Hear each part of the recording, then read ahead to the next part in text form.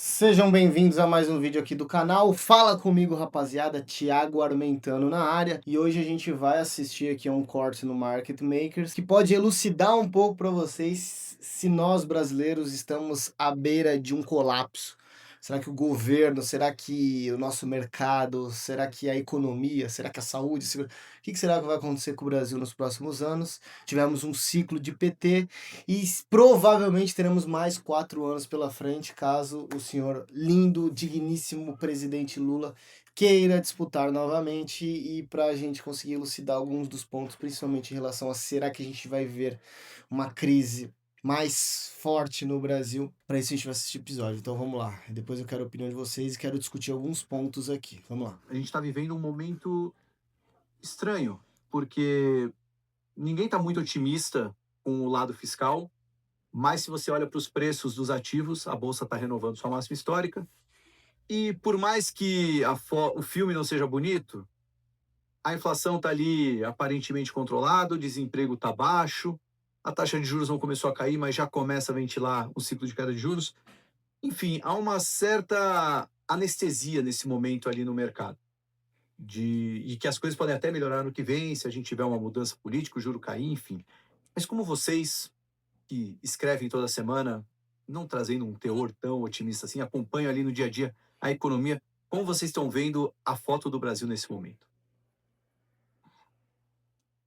Olha, o mercado, com frequência, é superficial, né? O mercado está preocupado com o curto prazo. Tá? Isso a gente já viu várias vezes. Eu lembro no começo de 2013, bem no comecinho, a gente alertando sobre os problemas fiscais e as dificuldades.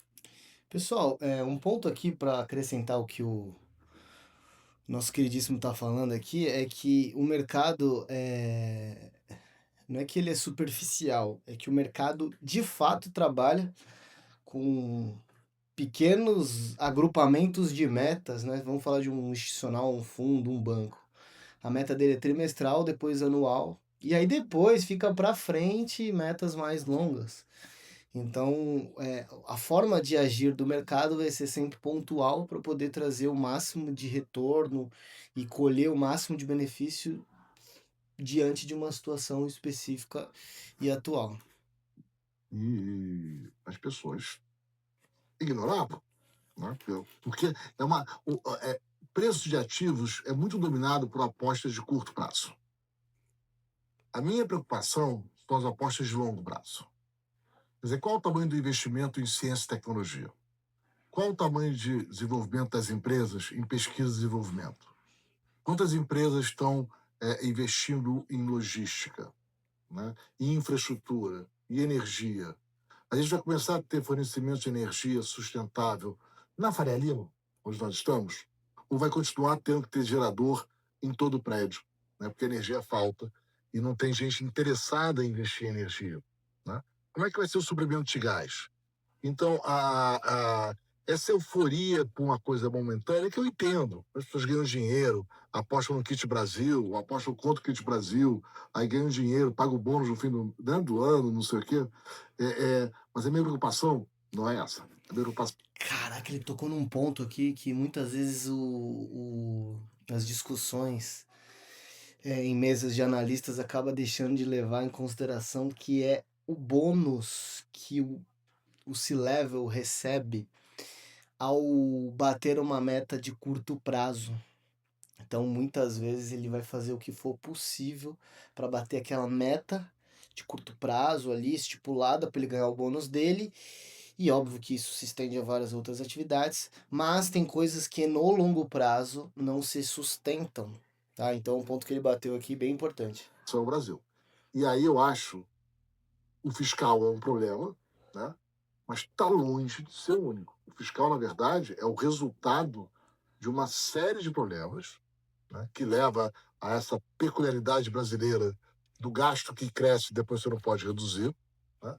É, é, e essa falta de agenda de produtividade. Investir em ciência e tecnologia, investir na formação de gente, né? Fazer pesquisa e desenvolvimento para novas áreas do conhecimento, né? Em saúde e outras áreas, né? O fato da gente não discutir isso no Brasil me preocupa. E me preocupa, sobretudo, a discussão muito superficial sobre educação. Educação é fundamental para o desenvolvimento. Educação é fundamental para reduzir desigualdade.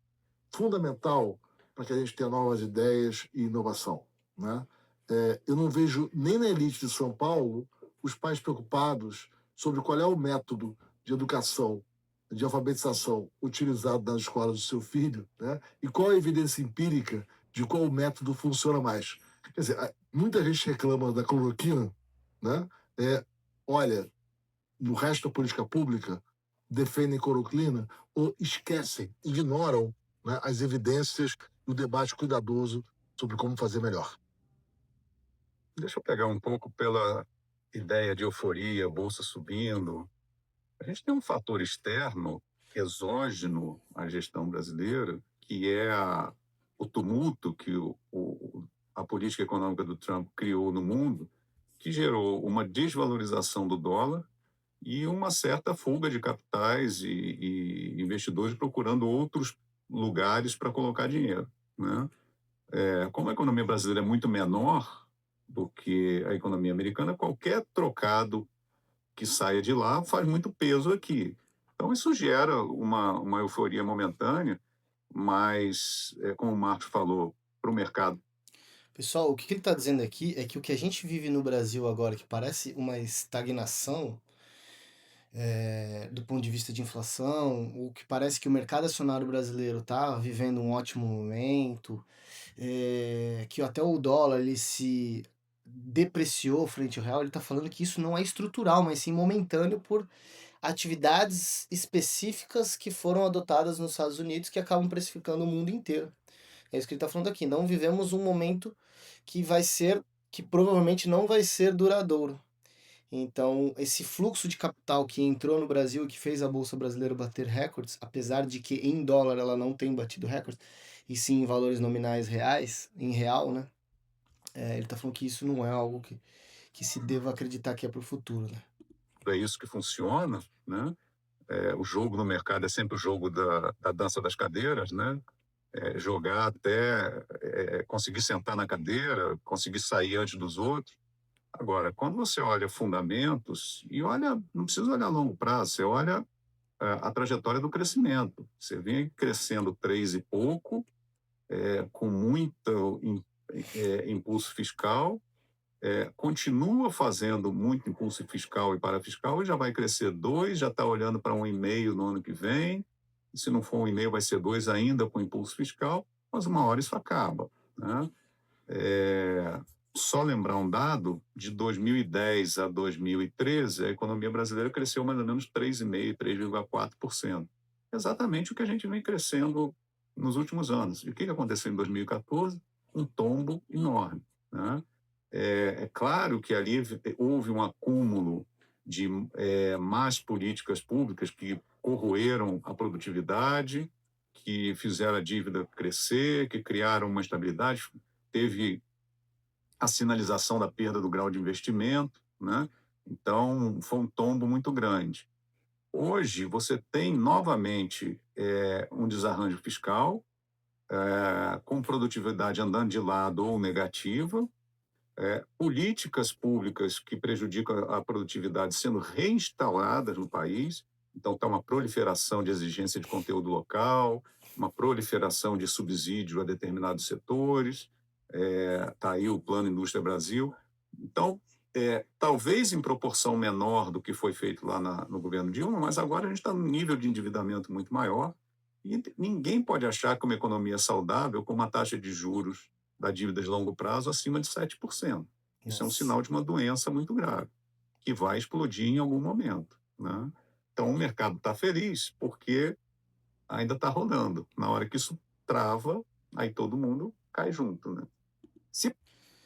Pessoal, assim, tá claro de que vivemos um momento pontual sendo ajudados pelo mundo, porque queira ou não, qual outro emergente o mundo quer investir, quer colocar dinheiro?